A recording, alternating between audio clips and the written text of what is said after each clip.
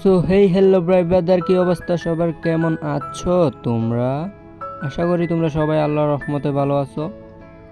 তোমাদের মধ্যে থেকে ভাই অনেকেই কমেন্ট করতেছে যে ভাই আরএসকে বাদ পড়ে যাবে, আরএসকে বাদ পড়ে যাবে, আরএসকে ফালতু খেলতেছে, এই সেই খারাপ মন্তব্য করতেছো। ঠিক আছে, প্রথমত আমি তোমাদের সবাইকে বলবো ভাই, এই প্রথম ওয়ার্ল্ড কাপ চ্যাম্পিয়নশিপে বাংলাদেশ থেকে কোনো টিম গেছে, তাও আবার আরএসকে। তোমাদের এটা বোঝা উচিত।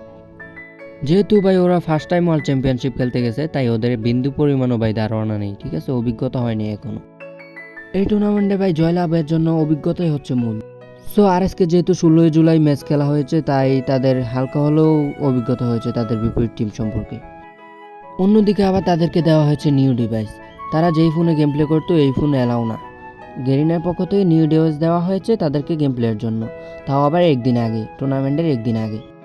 সো তারা তেমন ট্রেনিং করতে পারে নাই, তার জন্য তারা গেম প্লে একটু খারাপ হতেই পারে। সমস্যা নাই, এখন তারা ভালোভাবে ট্রেনিং করতে পেরেছে এবং কিছু ম্যাচ খেলা হয়েছে, অন্যান্য বিপরীত টিম সম্পর্কে তাদের ধারণাও হয়েছে। তাই আশা করা যায় তারা আজকে ভালো একটা গেম প্লে দিয়ে ভালো কিছু পয়েন্টস অর্জন করবে। সো টুর্নামেন্ট লাইভ দেখার জন্য আজ সন্ধ্যা 7টার দিকেই চোখ রাখো Free Fire Bangladesh official YouTube চ্যানেলে। আর তোমার এই ভাইটিকে লাইক কমেন্ট শেয়ার করে সাবস্ক্রাইব করে পাশে থাকার জন্য বিশেষভাবে অনুরোধ করা হচ্ছে। So bye bye bye brother, আল্লাহ হাফেজ, দেখা হবে নেক্সট ভিডিওতে।